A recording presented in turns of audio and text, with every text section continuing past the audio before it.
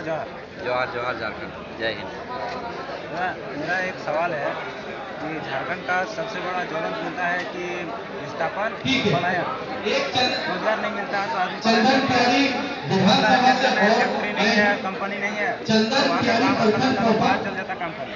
लेकिन जहाँ से नहीं विस्थापित हो रहा है, जहाँ से खनिज निकल रहा है, कोयला निकल रहा है, वहाँ से झारखंडी को जब विस्थापित किया जाता है तो बहुत सारे लोगों को नहीं मिलता है, मुआवजा नहीं मिलता है और विस्थापित कर दिया जाता है।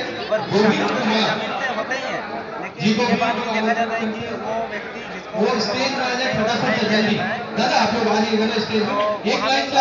सिर्फ जमीन ही नहीं उजाड़ता, उसका भाषा महामंत्री पद के ये सब बचेगा कैसे? सभी एक साथ आ रहे हैं। देखिए, इस कॉन्टेक्स्ट में मैं यही कहना चाहूँगा, जैसे आपने विस्थापन की बात किया, ये विस्थापन का जो मुद्दा है वो झारखंड में बहुत ही बड़ा मुद्दा है, बहुत ही ज्वलंत मुद्दा है।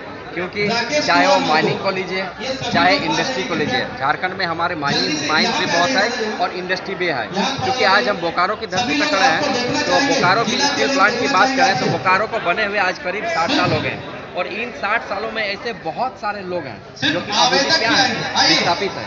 तो ये जो विस्थापित का जो कारण हो रहा है हम लोग का झारखंड के साथ जो हो रहा है, इसका सबसे बड़ा कारण कहीं ना कहीं हमारा सरकारी तंत्र है और सरकारी तंत्र में काम करने वाले जो ब्यूरोक्रेट हैं वो है। देखिए, हम गलती कहाँ पे कर रहे हैं, जितने भी हम सरकार चुन रहे हैं वो सरकार क्या हो रहे हैं, ज़्यादातर मंत्री जो होते हैं वो बाहर से होते हैं। और जैसा कि हम लोग सरकारी तंत्र की बात करें, अगर ब्यूरोक्रेट की बात करें तो देखिए, आज झारखंड बना हुआ 23 साल हो गया, लेकिन 23 साल में कितनी बार जेपीएससी का एग्जाम हुआ?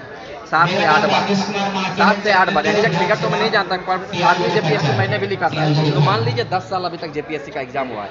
10 साल अगर जेपीएससी का एग्जाम हुआ है तो उसका मतलब जो झारखंड का सरकारी तंत्र में जो सरकारी लोग बैठे हुए हैं वो सरकारी लोग बाहर के हैं। तो हमारे यहाँ पर जो सरकार के मंत्री बन रहे हैं वो भी बाहर के हैं और जो सरकारी तंत्र है यहाँ पे जो ब्यूरोक्रेट है वो भी बाहर का है। तो जब ये दोनों सरकारी तंत्र बाहर के होंगे तो वो झारखंड के फेवर में कैसे बात कर सकते हैं? कहाँ से उन लोगों को विस्थापन दिखेगा, कहाँ से उन लोगों को बेरोजगारी दिखेगा, कहाँ से उन लोगों को भूखमरी दिखेगा? तो आज हम लोग का जो जेबीकेएसएस जो पार्टी है, जेबीकेएसएस एक ऐसा पार्टी है जिसके माध्यम से आज झारखंड के तमाम जनता को, पूरी जनता को पढ़ा लिखा और अपना लोकल नेता चुनने का मौका मिला।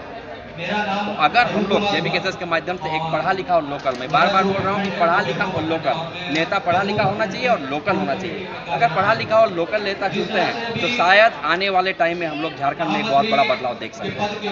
जयराम महतो के नेतृत्व में आने से पहले बहुत सारे लोग बोलते थे कि राजनीति गंदा चीज है, पढ़े लिखे लोगों को इसमें नहीं जाना चाहिए। लेकिन आज देखिए जेबीकेएसएस जब से बना है, जयराम महतो का इतना प्रभाव बढ़ गया है कि पढ़े लिखे लोग ही नौकरी छोड़ कर और जेबीकेएसएस में शामिल हो रहे। क्या कारण?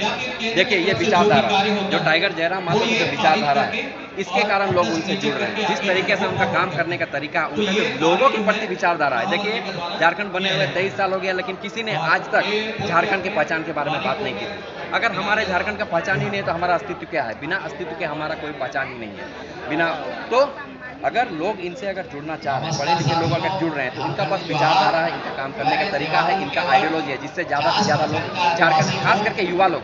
हिटलर ने भी एक चीज़ कहा था अपने एक भाषण में कि अगर हमको भारत का युवा मिल जाए ना तो मैं पूरे दुनिया में फतह हासिल कर सकता हूँ। तो वही आज हमारे टाइगर जयराम दा के साथ हो रहा है कि आज जो है झारखंड के जितने युवा हैं, जितने पढ़े लिखे युवा हैं, इनका सेना बन रहे हैं। तो आने वाले टाइम में जरूर ये लोग झारखंड में कुछ बदलाव लाएंगे। अपने भाषण में कभी मतलब बहुत सारा भाषण उनका सुनिएगा, नक्सली और पुलिस को वो बताते हैं कि वो दोनों भाई हैं, लेकिन एक को जो है कि पुलिस बनाया जाता है और दूसरे को नक्सली बनाया जाता है और आपस में लड़ाई। इसके पीछे कौन है?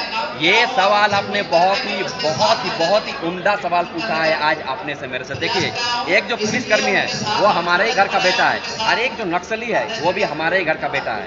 नक्सली वो क्यों बना? अगर एक पढ़े लिखे लड़का को, अगर कोई अच्छा क्वालिफाइड लड़का है तो उसको अगर सिस्टम सताएगा।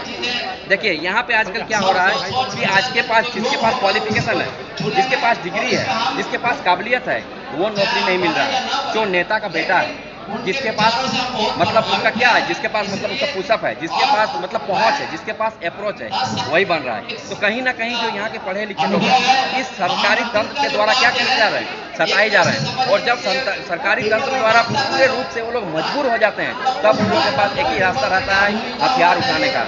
और वो लोग जो आवाज़ उठाते हैं वो आवाज़ उन लोग का एकदम सही रहता है कि सरकारी तंत्र के खिलाफ उन लोग का आवाज़ होता है, उन लोग का आवाज़ जंगल का ज़मीन का आवाज़ होता है। लेकिन इसमें फंसता कौन है? देखिए कि नक्सली भी हमारा और पुलिस वाला भी हमारा, और ये जो सरकार है, सरकार क्या है? बाहरी है।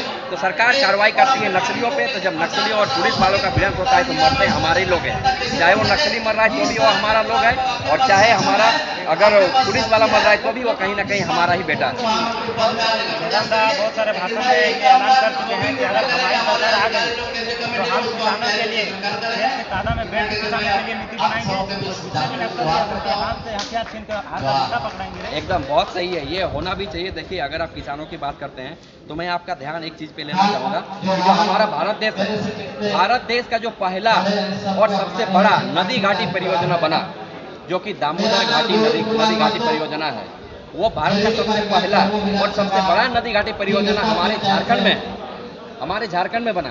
पर फिर भी आज झारखंड के किसानों के खेत में पानी क्यों नहीं जा रहा? किसका गलती है?